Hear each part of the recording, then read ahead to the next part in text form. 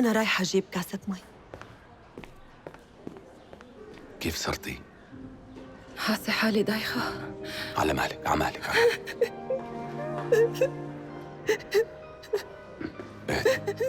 كلكم طلعوا من هون، بدي أحكي معها لوحدنا.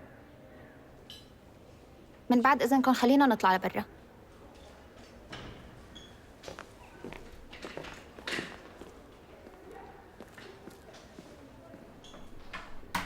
شو اللي عملتي؟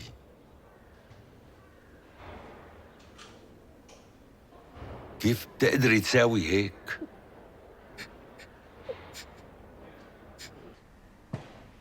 الشرطة لقت جثة أنطون. عن جد عم تحكي؟ بس بوغدان قال لي إنه المكان كثير آمن. الشغلة مو شغلته، كان لازم تنتبه. حراس الأمن تبعونك طلعوا خاينين. فيتيا سرب الخبر وخبر الشرطة عنا وخاننا. شيء مستحيل مستحيل، عم تقول مستحيل؟ لا مو مستحيل أبداً. اسمعني منيح، إذا شرحوا الجثة وقتها رح يكشفوا كل شيء عملناه فيه، وقتها صهرك وأخوك الضابط رح يلاقونا ويكشفونا.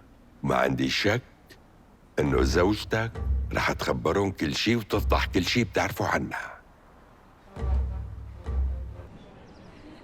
ناستيا، ليش حاسة إنك عم تخبي عني شي؟ هذا الشي باين من عيونك. احكي لي ناستيا، أنا رح ساعدك ووقف جنبك لو شو ما كان صاير. القصة بتخص مايكل شي؟ لا ما في شيء.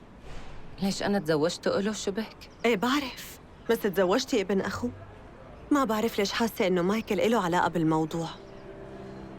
هديك المرة اتصل طلب يحكي معي شخصياً. أنتِ عم تفوتي الأمور ببعضها. لا ناستيا، كل شي بلش بعد هديك المكالمة. حابة أقول لك شغلة، أنتِ محظوظة لأنه ما كنتي هنيك هديك المرة. خلينا ننسى كل شي هلأ معلش.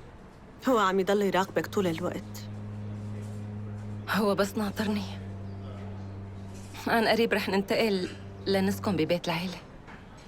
أوه، معناها أنتِ صرتي بالقفص الذهبي مو؟ مزبوط. صار لازم روح هلأ. عن إذنك. ناستيا، أنا ناطرة اتصالك. انبسطت كتير إني شفتك. باي.